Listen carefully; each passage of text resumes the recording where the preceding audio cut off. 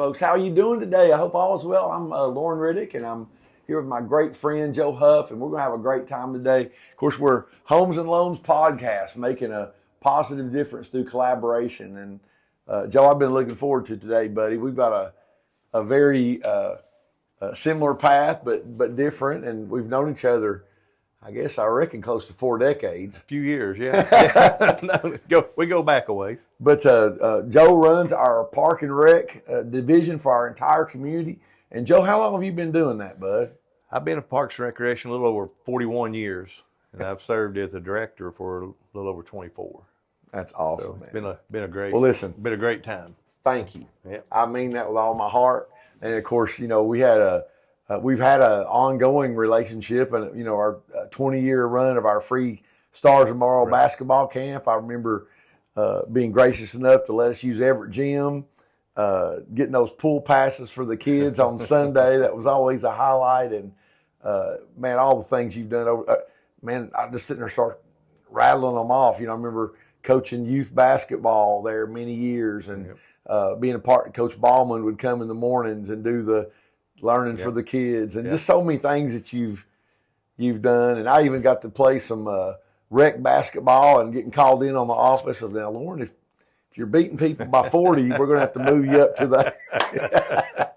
But you know, but before we get into all that, and shout out to my beloved Keith Rice, who, you know, wants to say it's continuation with the ball in the hand when we got beat the one year, you know, Bel Air Bombers. Keith Rice, that's an old. That's one to bring back, one of our old officials. Man, we're gonna have a lot of fun, man. But Joe, before we do, I think you're a Blount County boy, born in Blount County. But where were you? Where were you born, and what year did you graduate? Let's talk about the old days. Yeah, born and raised Blount County. Grew up in Fairview. I went to Fairview Elementary. Okay. So I was born here at Blount Memorial Hospital. Grew up in the area.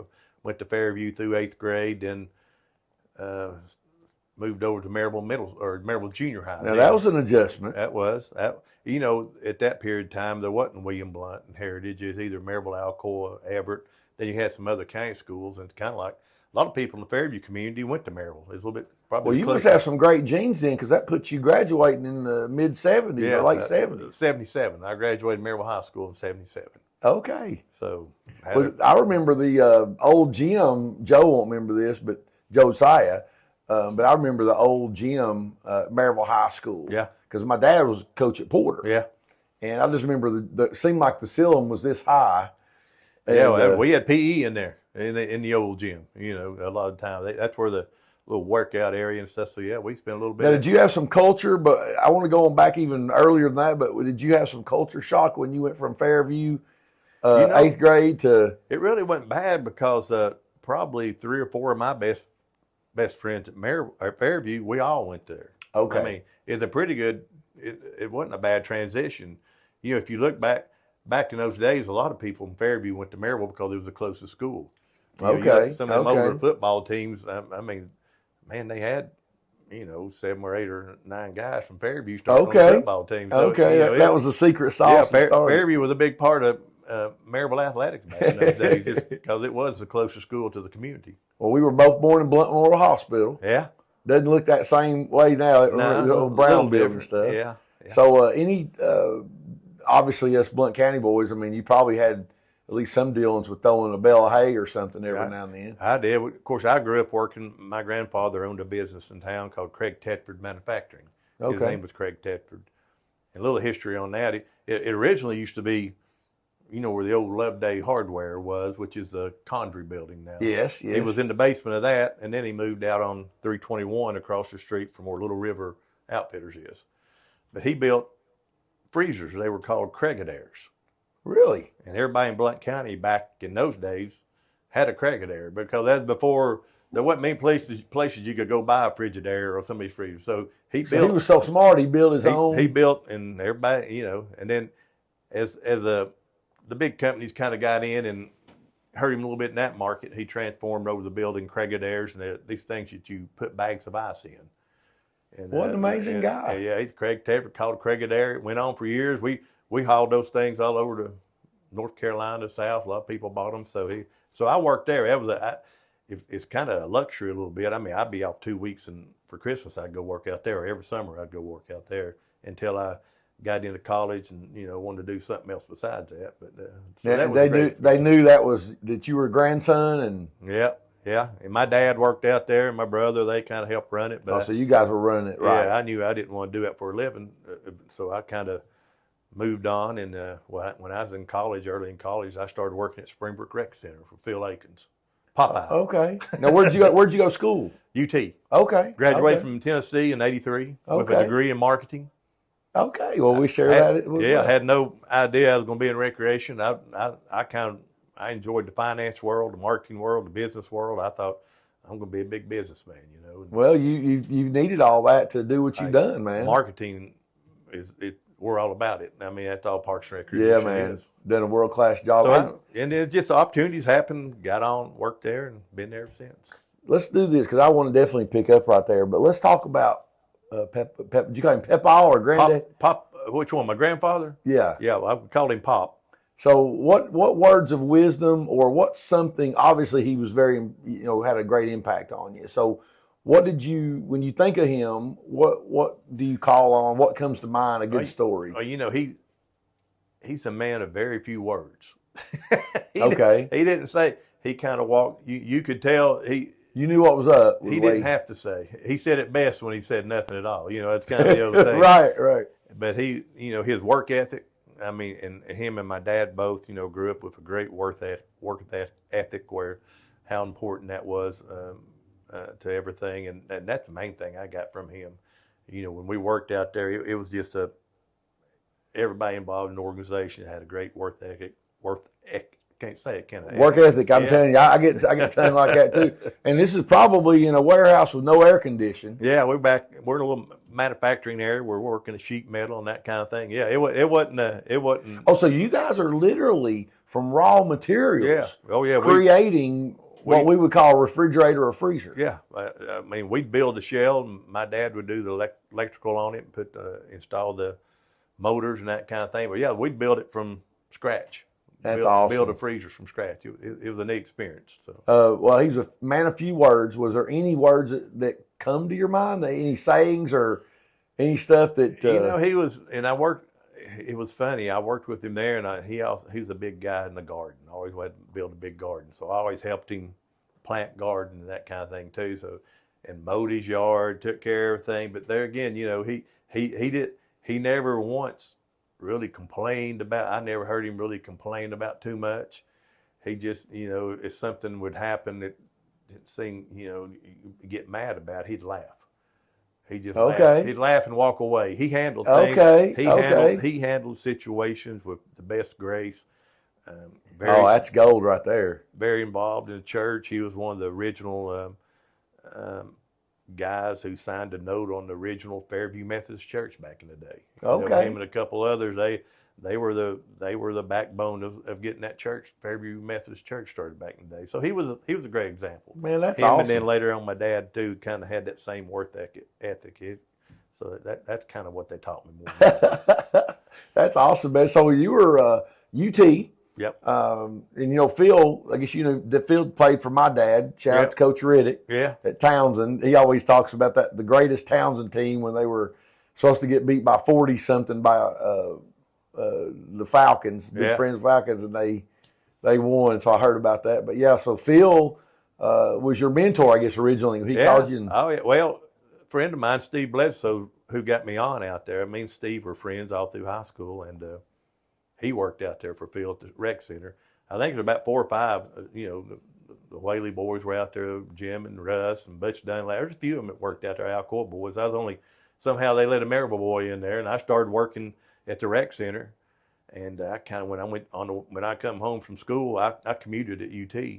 And on the way home, I just stop off Springbrook, and I'd work there until it closed every night, basketball games and that kind of thing, work on weekends. So it was just a great job, for somebody like me who really enjoyed athletics. Well, that's what I'm saying. There was a pivot. Do you remember there was a pivot point where you were, because you mentioned, hey, I don't know, with all due respect to my grandfather and doing the refrigeration and entrepreneurial kind of that stuff, was there a pivot point where you're like, oh, this might be this might be it. Like this may be my calling. Well, when I was working there, I didn't think it at first. The longer I was there, I kind of, when you're young, it was fun. It's kind of like, is this a job? Right. When I got first hired at Parks and Rec, when my first year, I played a lot of softball. I mean, we played with, Jack Raby Optical and all that. Right. I used to travel out. I used to play a lot of softball in the, when I first got hired at Parks and Rec, softball was kind of the thing. We had 120 teams back then.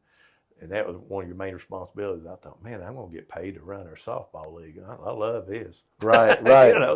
So it was, but anyway, that was kind of part of it. I started enjoying what I was. I still, as far as the marketing degree and that kind of thing, I actually took a couple of jobs right out of college before I worked at Parks and Rec. A lot of jobs in marketing starting out or in sales type things. That's right. And I got in that a little bit. Actually, construction equipment, did a little bit of that. And it just, sales wasn't really for me. You kept getting drawn back to your familiarity. Yeah, just keep. I did, and an opportunity arose. They had an opening, and I took it and applied. And at that time, John Wilbanks was the director. He hired me, and he was a great person to work for. I mean, of course, Brooke and I went to school together. Okay. At William Blount, and his widow or the Miss Susan that passed. She was a French teacher, I think. Yeah, she taught me French, and but just wonderful family. And I remember John to be kind of a stoic that was at least from my kind of matter of fact. Yeah, matter of fact, just be kind of dry, but he was. And was there anything that first anything that you noticed of John that you're like, hey? I enjoyed. You kind of had to get to know him, but he let me do. He left me alone. He let me do my job. Yeah. And I think as long as he didn't have any complaints and everything, he's fine. But he gave me a little freedom, which I enjoyed. I mean, if I screwed up, which I did a lot, and probably learned more from that than anything, he kind of let you know. But at the same time, he let you go. He let you do your thing, and I kind of really enjoyed that. That was a big plus for me, I think. He still had, he'll reel me in every now and then, like, I was young, but it's still, I kind of enjoyed having a little bit of freedom and let me do it the way I wanted to. If you, your funnest story to tell from when you was a youngster, like if we were here in your family reunion table and everybody was telling stories about, tell me a young you mean Joe Huff story. No, well, I don't know. Anything, it could be whatever you want, but what's a funny story? Preferably when you're younger, but I can't hardly remember back that far now. I don't know if I have any really funny stories. I can't think. Well, I bet your family's got a few. Yeah, I need to call a few of them. Yeah, you probably need to because but some of the ones that are funniest are probably the ones I don't need to tell on here too. The most embarrassing ones are the ones I don't want to talk about. Hey guys, we're having a great time with my friend Joe Huff, and we're about to learn more about Park and Rec and what they've done with our community, and it's been amazing. So we'll see you in just a moment. Decided to bring to you our Homes and Loans podcast series. It's something near and dear to my heart. I know it's going to make a positive impact in your life and someone that you know and care about. I encourage you to share this series with anyone that fits that description. I had the vision of bringing together like-minded people that are positive, that are forced for good, not evil, in different industries, different arenas of business, whether it's educators, entrepreneurs, attorneys, CPAs, financial planners, real estate professionals, and of course, mortgage professionals and beyond. This is just an amazing series. It's going to make a difference. And the idea is that we bring these folks together so that you can enjoy it and get something out of it. And we have 3 basic segments in our format. The first segment is where someone's from. Where were they born, and maybe some childhood memories that they carry to this day. Number 2, their business, how you might be able to reach them, maybe some tips and tricks that gives you a glimpse behind the curtain in what they do that can help you. And of course, how you reach them. And the third, I'm really excited about because that's where the gold nuggets come in. Those nuggets that we all call on to get through adversity. We all face adversity. And we always ask the question, hey, how do you balance your professional and personal life? And we even ask a question, who would you have coffee with? Some historical figure. But the main crux of it is, how do we get through adversity? How do you look at the glass half full and not half empty? and so many other things.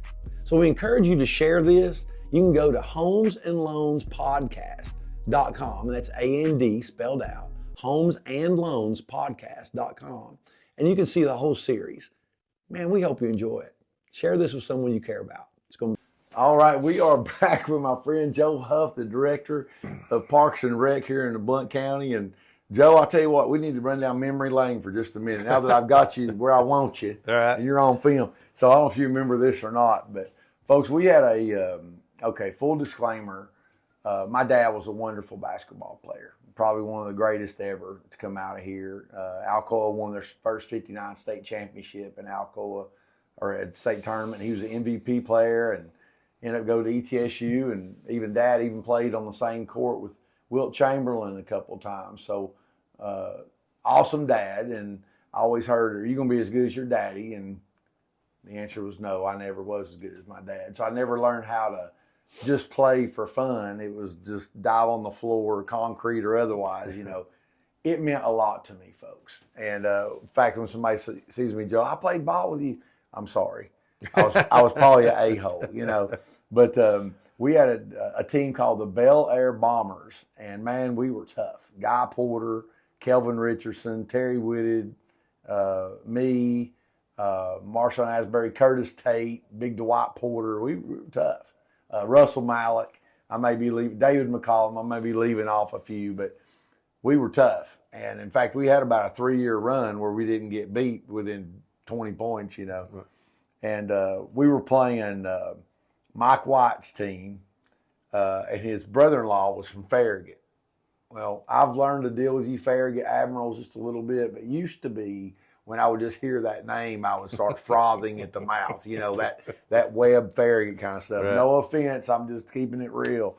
And, I'm better than you, So, right. Oh, that used to fire me up. I guess that's in our blood in Blount County, And we went down, and they were Keith Rice. I love you, Keith. Was refereeing the ball game, and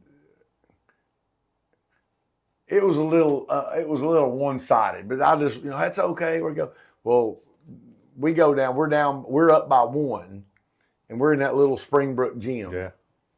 And they get a pass, and we're playing tough defense. And the ball's in the guy's hand, the horn goes off. And then, and then he shoots it. No kidding. It was like 1,000, shoots it, banks it in, it goes in. Keith says it's good. I lose my, and I don't even remember this, but I came to meet with you. And I was like, Joe, dude, there's no, look in the rule book. This is not, and you were like, oh, it's Park and Rec, man. It's okay. We're here to have a good time. And I kind of heard it, but I didn't. But Joe, I'm going to tell you, man, when I think about, and we share, I have a marketing degree, and, I know it's important to get your name out. But when I think about, and of course, when you're younger, you don't think about as many things. But in my mind, I feel like the Park and Rec used to be this big. And I feel like it's like this room now. Right. And the way you've grown it, I mean, you got a lot of amazing people. Oh, great people. Talk a little bit about your vision, because you had to have vision. You've been here 24 years. And now that I'm learning more about, your marketing, your mind, and, the work ethic of your grandfather and father to get out and just make it happen. But when I think about the promotion of Park and Rec, how it's evolved into, maybe the most important team in our county, because, this is a chance for people to, again, what do sports do? Teamwork, together everyone achieves more. Right. It breaks down religious barriers. It breaks down color barriers, age barriers. Discipline, everything. Required. Kids. Yep. Talk a little bit about what your vision was about and how it's evolved to this point. What are you proud of about that? Well, I think you're right. I think Parks and Rec, sometimes people undervalue it a little bit, but I mean, after education, your recreation, your parks, your programs, I think are one of the things that people look at more than anything in the community. I mean, education is always going to be one of the most important things, or the important thing in the community. But I think after that, parks and activities is right there. And what we've tried to do, I know when I started years ago, Parks and Rec was mainly known as athletics. I mean, and athletics is still a huge part of what we do, but I think we've really grown from that even into the performing arts or into, I mean, we got performing arts camps, schools, we got gymnastics, we got dance, we got pottery, we got photography, we got, disc golf is huge. We got one of the nicest disc Beautiful golf, senior center. one of the senior programs. So we really expanded, and like I said, athletics is still a key, but we've kind of grown outside that, which is great. And you mentioned the senior center. It includes more people. Right. We got over 600 members at a senior center. We'll have 80 to 100 people come by there every day, play pool or dancing, playing cards. I mean, it's a big time. So I think we've grown from that aspect a little bit. We've got a little bit more going on than just sports. And then also, we've got, I know you hear a lot of negative things about the governments, and that seems like that's a big thing now, but we got 3 governments that are, I think, have great leadership, number one. Number two, they care about this community. That would be Maryville City, Alcoa City, and Blount County. Now, we're a unique organization. Most parks and rec are part of their city, like they're like the fire department or, the water department or whatever. We're an outside organization. We're a multi-governmental agency, and we're funded by all 3. And then we don't own anything. They own it. They give us money to take care of and program it. We're the only one like it in state. Might be like the only one like it in the country. I don't know. It's different, but it works. Does that? And what do you attribute that to? To it being almost completely unique. Yep. Different from anybody else, but having success by doing it that way, and other people not being able to obviously duplicate it. And 3 governments cooperating. I've had other communities call and say, well, how does that work? And I explained it to them. They said, well, there's no way our county and city are going to get along and do so. But ours do. They work together. I think they realize financially it's a good deal for everybody involved, and it makes sense. And so I think it works. And there's some challenges. We are different than others. Instead of us leaning on the city's HR department, legal department, we got to have our own. We got our own policy manual. We got our own everything. We're like a mini municipality kind of, because we got budget and everything. So there are some challenges, but that cooperation between the government and our leadership supporting Parks and Rec. We always know Parks and Rec's not going to be number one in funding. Probably shouldn't be, but we are. But we are a priority to them. We always say, I don't want to be at the top of the list, but just keep me on the list, or at least on the right list. And Joe, do you is it important as the director for you to obviously stay in good contact with the leadership, and then do they? And again, if you need to say, hey, that's classified, or I'll plead the fifth. No. But do when you say, okay, it's shared funding, Blount County, Maryville, Alcoa, is it based on percentage of people served? So Blount County has the most. When somebody says, I go to this school, it's Blount County or their address, that's the percentage, or is it a third? And this was set up years ago, and it's still true today. It's based on 2 things. One, the number of parks in your community. You kind of look at what you got to take care of, and population. It's kind of a combined deal. It's kind of like, Blount County don't have quite as many parks as Maryville and Alcoa, but they got a lot of people, more people we're serving. So, them and Maryville probably of our total budget give close to 36, 37%, and Alcoa comes in at 28%. Mm-hmm. You think, well, Alcoa, you think that seems kind of high for only 11,000 people or 12,000, however many they got now. But they got a lot of parks now. Right. We got the pool, the Springbrook pool, the duck pond, 2 rec centers. So that's how, and it works. And, when I've dealt with a lot of different city managers and mayors over the years, and they come in, they look at it, and they kind of have questions after we sit down and talk. They say, okay, okay, this is not bad. It's not perfect. You can find some things wrong with it, but what we have, I think, works. If you dig into it and get in the weeds too much, you're going to create some problems you don't want. Right. So, but I think what we have works, and it's worked for years, and I don't see into it. I think it's just a great cooperation between the 3 governments, and we're fortunate to have 3 leaders. Our new city manager at Alcoa, Bruce Applegate. I think he's got a great hold on what's going on in Alcoa. He's got a great vision for that growth there, and he's good. Then we got Mayor Mitchell and Greg McLean. I mean, they both grew up here. Yeah. I mean, that's what they're grassroots people. I mean, and they've understood the legacy of what the Parks and Rec have done. And just like me as a Blount County, and I'm very proud of our Park and Rec. Yeah. And we got 3 guys that's on board and councils and committee members. You know, we're doing projects now. We're getting ready to finalize a project at the Everett football field, putting synthetic turf on it, and the soccer field, 2 fields. And that's a big deal. That's going to be a great asset to us. We're getting ready to start a project on the expansion of the Martin Luther King Center, which is long overdue. You know, we got 80 something kids dropping by there every day after school, and that place is very small. And when you got a mixed use group anywhere from 2nd and 3rd graders to 9th and 10th graders, it's not a good situation to have the same room. So that's hopefully going to be complete in the next 12 to 14 months. We're going to have that expansion, double the size of it. So we got that going on. We're getting ready to start some renovations on some City of Maryville parks. We've already done a lot. Sandy Springs Park a couple of years ago, Amarine Park, doing some stuff at Everett. So, you know, there's a big concentration now on just... And we have to keep up with population. That's right. And that's the next phase. You know, right now our parks are old, a lot of them. They were built to, Sandy Springs, Everett, Springbrook Pool was back in the 30s.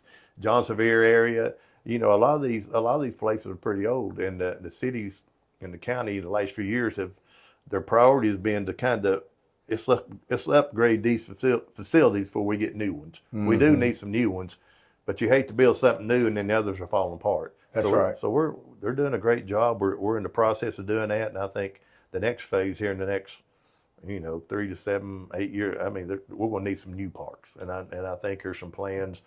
They're doing some plans on that. Hopefully. So you mentioned 41 years, and I'm going to tell you the same thing that I've told myself. I had I'll share this on air, Joe. I had the day after Easter this year, man. I had a horrible experience. Joe, remember I had to go to the hospital. Blood clots in my right lung. Right. And I was in the ICU for a couple of days and start thinking about stuff. And if you and I and other people like us, if we don't help one other person, we've helped more than most, Yeah. But on one hand, 41 years, man. I mean, you've earned your time on the hammock, right? And then the other side of you is probably like, man, I got a lot more work to do, man. Oh yeah. There's a lot more things coming down the pipe. What do you see as the biggest threat to Park and Rec over maybe not your tenure, but when you pass the torch, what will be the biggest threat to Park and Rec, do you think? And then what excites you the most? Not growing will be the biggest threat. Depend on all the local budgets. Like I said, our next phase, we need some more parks. We need more space. We're still using the same places we've used for a while. We got 700 something kids playing youth basketball. We got 620 or 30 kids playing youth soccer a couple of times. Well, how do we do that? If we're like, do you look for farmland or you try to? Well, I like I said, the cities, and that needs to be part of their long range plan. I see. That there needs to be property, and there is. I think there's going to be some possibilities, some parks, maybe some of this new development in Alcoa, and the City of Maryville's got some ideas. Don't want to get into because if you're building all the houses and the living areas, you've got to accommodate, or we lose what we've got. I mean, I don't know how many people's in Blount County now, 150,000 or something. I don't know. That's what I was going to ask you. I was asking you too. That came to my mind. I don't know. We're somewhere in there, and we're seeing it. Our camps in the summer, we have a lot. We have like 20 camps. They're all full with waiting lists. Everything we do has a waiting list. We're overflowing, and so that's the next phase. I think the biggest threat is not growing. We've grown and updated some facilities we got, and we're getting some nicer facilities, and doing turf football fields will enable us to grow, because we couldn't play 2 seasons a year on those fields just because the grass can't handle it. Well, we can play all the time now. Right. We can do whatever. Right. So that's a big plus. So we just need to continue to grow and need to continue, all 3 governments, make sure Parks and Rec is part of their long-term plans down the road. That's awesome, man. Because the community supports Parks and Rec. I mean, and like I said, the way we're set up, And when I speak to some of the outside groups, I think everybody has heard of Parks and Rec. But when you explain how we're set up, I don't think anybody, they say, really? That they're thinking, how's that work? Well, my friend, I'm gonna tell you, and not brown nosing you, but it's a huge portion is your leadership and vision. And, well, we got great. And I appreciate you for that. Our crew, we got a staff. We got a couple been there 25 to 30 years. That's doing the programming under me. We got a pretty experienced staff. Yes, you do. And I think that's the other thing in the future. Awesome ladies in the office, just everything. We just need to continue to hire good people, and you got people that care about the community. I think if you got the kind of things that we provide for Blount County are things that you got to really have some pride about the county to do. I mean, you got to have your heart into it. Yeah. It's not just going through the motions and being successful in Parks and Rec. You got to really, you're not doing it. Got to get your hands in it. That's right. You're not doing it for the money and all that. I mean, it's kind of like teaching. You got to really have a passion for it, and I think that's key too. Well, you definitely have that, my friend. If folks are out there, and obviously we're here in the foothills, the Smoky Mountains. It takes about 20 minutes to get to the 25 minutes to get to the Smoky Mountains from where we are, and we're talking about Maryville, Tennessee, Alcoa, Maryville, Twin Cities, Blount County, Blount County. We love it here, and we'd love to invite you to come. But Joe, if there's somebody out there wanting to know more about Park and Rec and how they can learn more about what you're doing, share them how they can reach you, and then maybe give them one advice for the sign-ups. Don't procrastinate, I would say. Registration, our website should be simple. It's parksrec, PARKSREC.com. When I first became director, the first thing I did is get that domain.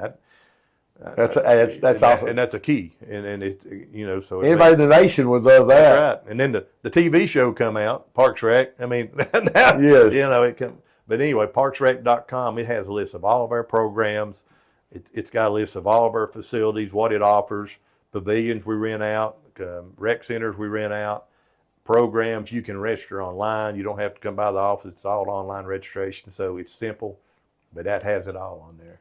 And from a marketing standpoint, that's been important too, to get the word out now. Social media, that kind of thing. We feel like we're doing a pretty good job. We're branding pretty well. We got a new logo. It's been a few years ago now, and we're really throwing that out there. So we're trying to make sure the community, knows when they see, they know the Parks and Rec logo, they know the Parks and Rec brand, and then of course any brand's no good unless you have successful.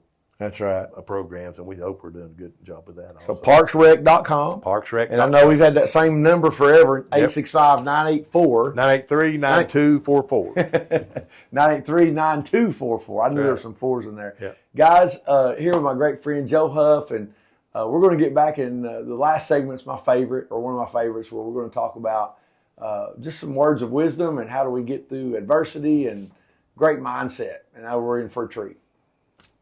Hey folks, I just want to take a moment and thank you for looking at our podcast. I hope you're enjoying it. We truly have enjoyed putting it together for you. And I want to take just a moment to talk about the Lauren Riddick team, Homes and Loans. My mortgage practice has been going around for over 25 years at the time that we're putting this together. And I'm so proud of that. We've been able to help clients and referral partners all over the country. Texas, California, Colorado, Washington State, Florida, everywhere in between. And of course, our beloved home here in the East Tennessee Smoky Mountains area. I love helping our clients. Whether it's a home or a loan, we'd love to help you. Now, my mortgage practice specializes in traditional forward lending, whether you need VA, FHA, rural development, conventional, we absolutely can help you. But I want to take a moment to talk about something near and dear to my heart, the often misunderstood, wildly popular home equity conversion mortgage. Reverse mortgage. Now that's available for folks that are 62 years or better, for yourself or someone that you know that you care about that needs to know about this amazing program. Whether you want to use it as a leverage point to give warm-handed gifts instead of cold-handed gifts, live more independently and make sure that you're not burdening your family, or just put together a line of access that you can use for down the road that has unbelievable benefits. Love to share with you more about this amazing program. And just in short, how cool would it be to have an optional payment that did not have to get paid back until up to 1 year after you pass away or up to 150 years of age? It'd be pretty cool. Therefore, letting the house owe the debt and not you. It's been over 1 million facilitated since Ronald Reagan got behind in the late 80s, including my beloved parents, Jim and Edna Bennett. Hey, if you want to know more, go to reversewisdom.com. That's reversewisdom.com. There's a lot of good information. Or just reach out. We'd love to share more about this amazing program or some of our more traditional mortgage products, or of course, real estate as well through my lovely wife, Missy. And here again, folks, we are back with our Homes and Loans podcast, making a positive difference through collaboration. And I want to encourage you, if you have enjoyed what you're doing, please subscribe, share this with a friend. We have a number of great episodes, and none better than what we've got right now, Joe. We appreciate you coming in and having a good time, man. I've enjoyed talking about Granddaddy and making his own freezers and refrigerators, and you coming up and going from Fairview to Maryville, and I just think it's good stuff, man. And two Blount County boys sitting here just hanging out, talking, and you got a lot on you, man. You got a lot of plates spin on a stick. You've seen a whole lot in 41 years and 24 years being our director. When adversity's just smacking you in the face, man, what do you call on? What would you call on? What do you think about? Well, number one, just keep your composure. I mean, when things are tough, you can't let it laugh at it. You got to. You can't let it get to you. Number one. Number two, you got to learn from it. I think you don't learn. I think anybody's life, you don't learn from most of your successes. You learn from most of your adversities, or most of your. Anytime you mess up, make a mistake, have adversity, I think that's the biggest learning curve there is in life. And I think you got to learn from it, and maybe learn from it might kind of keep you from having adversity such as that down the road. So I think it's that, and you got to, like you said, laugh at it, keep your composure, rise above it. I mean, I always told my kid, growing, you just got to rise above this. Coming home complaining and just wearing out, I said, you got to rise above that. I said, there's going to be situations and people, it's going to cause issues. I said, you can't let it bog you down. You got to rise above it. You got to move on. Sometimes you got to deal with it, but then you move on. You just can't, if you start dwelling on some of these issues you've had in the past, it's hard to move on in the future. I mean, that you got to keep going forward. So anytime there's adversity, I just think you got to just keep your composure, deal with it, learn from it, and move on. So is it fair to say that seeing how your dad and granddad would handle stuff, water off a duck's back, laugh at it, go on. That seed was sowed, and then also that you've almost trained yourself as a leader that when you have that adversity, it's almost like a switch gets flipped and you go into a more direct mode. Is that a... Yeah, you try to be, it's almost like you hunker down. And you don't want to be too confrontational. I think some people, they say avoiding confrontation is not a good trait, but sometimes it is. I think in our job, you're dealing with the public all the time. You don't want confrontation. You don't want to encourage it. You don't want to make it drag on longer than it should, because we get all kinds of complaints. And, I remember dealing with when you come up and complain about officials. I can remember early in my career in softball. Softball was a big deal. They threatened to whip me. I've had guys come up and threaten to whip me this and that because they got thrown out of a game. We throwed them out of the league. It's big stuff. So, but now today it's a little bit different in my job. But you deal with them the same way. You got to move on. You got to keep your composure. You don't want to make a bad situation worse by the way you handle it. And I think. Is there anything that you do to help you not go there? Like when you feel that, like, boy, the real human part of me wants to just that Blount County boy in me wants to come out here. Is there anything that you tell yourself that brings you down a notch or two? Or? Well, I think you just take your time too. When you're hot, when you're like that, you need to just stay still, be cool. You don't deal with you don't deal with those issues when you're mad. Yeah. Because you're going to do things you regret. You're going to do things that's not you. So, when you're mad and upset at something, you really don't need to be dealing with That's it. good. That's gold wisdom right there, you guys. You just need to chill. You need to chill out a little bit and come down before you start dealing with any conversation. So you got a lot of responsibility, husband, father, run the park and rec, member of our community. A lot of plates spinning on a stick, Joe. Yep. How do you grandfather, congratulations. How do you manage the personal side and the professional side? I can imagine, especially like, and we didn't talk about it the last segment, but I think the Smoky Mountain Classic is a world-renowned softball tournament that's been going on for how long? 56 years. 56 years. Yeah, I've been involved with it 42. And how many teams range from what to what? We have 34 teams, and they're from 17 different states, U18, and we always have the top 10 or 15 teams in the country. Yeah, huge. And so during that time, stressful, Yep. Lots of stuff going on. How do you balance, Joe? How do you balance? What are some of the things you do to help you balance? Well, during that time, it's tough because I live at the park all weekend. Or I'm living less and less. Chris Clark's living there more and more. So one thing is, you get older, you start passing down some responsibility. And Chris has been with you a long time. Oh, he's great. So it's ironic to me, and I don't jump around a lot, but as you were to John, it seems like Chris is to you, and probably the heir apparent. Probably even more. He's been around longer. He's been there a long time, and he's does a great job. Him, Kelly Forster, another one's been there a long time. Like I said, I've got some staff that's been there a while. But as far as dealing, I do better now than I used to. When I first started, when I was younger, I just felt like I needed to be at the park every night. I don't know, there's something about when you first get a new job, I didn't make sure everything's right. Yeah, I didn't want anybody else doing it but me, because I thought they wasn't going to do it right. So you learn as you get older. Cotton candy, yeah, admission at the door, rake the field, whatever. I was worried about how much popcorn in a box and how much mustard on a hot dog. And all. But now you learn to delegate. You learn to trust people around you a little bit more, and that helps. And I think, too, you just got to, sometimes when you come home, you got to leave it. Although it's tough because in our business, you get calls we got stuff going on in the summer, we got things going on every night till 10, 11 o'clock. But then I got it's not just me that call, but you do get calls. I got a call last night from assistant mayor of Alcoa on something, a great conversation. But you get those calls, so it's hard to leave it sometimes. But you got to think when you come home, you got to take time for your family. You got to get away from the work, make sure you take your vacations and that kind of thing. But what's your favorite getaway, whether it be at home or wherever? I don't need to go on a week-long vacation to get away. I can get away somewhere.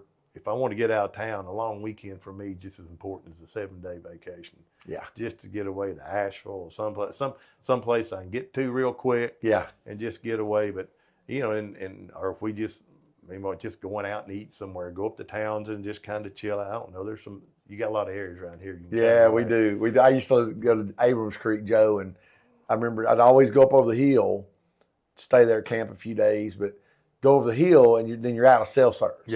Yeah. So no phone, no nothing. Yeah. I love you, Tucker, Lucy, and Missy, my family, but they would probably freak out not having their phone. Oh, yeah. I'm like, I don't, so, and I remember coming back over the hill and then it's ding, ding, ding, ding. It's all the messages, all the stuff that but getting away, staycation or otherwise. Exactly. Just give yourself a chance to get away. And I enjoy, I enjoy working in the yard. I think you got to do things like that. Any hobbies you have, just to kind of get out, just let your mind relax a little bit. So that's good, I do a better job. Of course, I'm a lot older now. It's, after 40 not years. Not older, vintage. Mom's got this on, we're vintage. Yeah.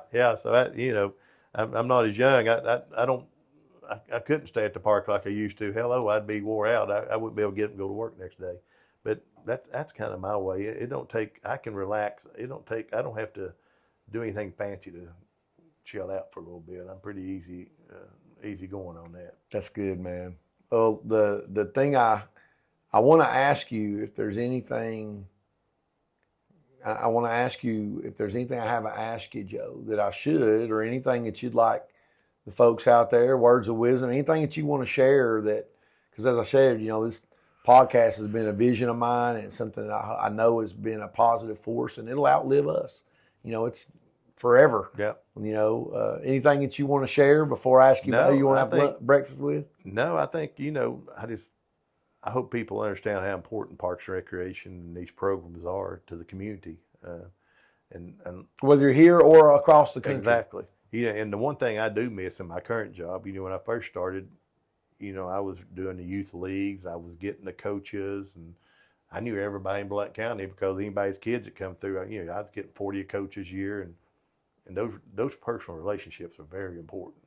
And man, I knew everybody. Now Chris does, or Kelly, but that was just really important to me. And when I become director, I've gotten away from that, and I do miss that. But the relationships that you get through organized sports or programs or whatever, they're lifelong. That. So I just think people need to understand the importance of it. It's not just, there's more to it than signing your kid up and keeping him busy. It's working with teammates, it's learning discipline, it's learning to get to practice on time, get the games on time. So there's a lot to it, and I think sometimes you take those for granted. But as your kids get older or you get older, you come back, you come back and think, well, this is the reason. I learned this back when I played Pee Wee football. That's good. Football, yeah. Or I played with so and so in Pee Wee football, well, Joe, listen, this has been awesome, and I got to ask you. This is a fun question, but if you had a magic wand, you could wave it and you could have coffee with any historical figure. This has been, and that could be someone that nobody else did, or that could be a famous person.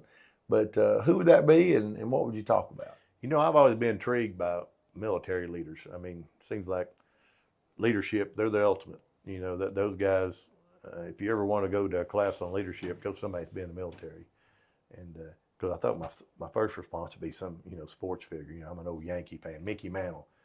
But I don't think that conversations go very long. So Dwight D. Eisenhower would be a great person to just sit down and talk to. Not only his leadership skills and get that aspect of it from the military, but President of the United States. Yes.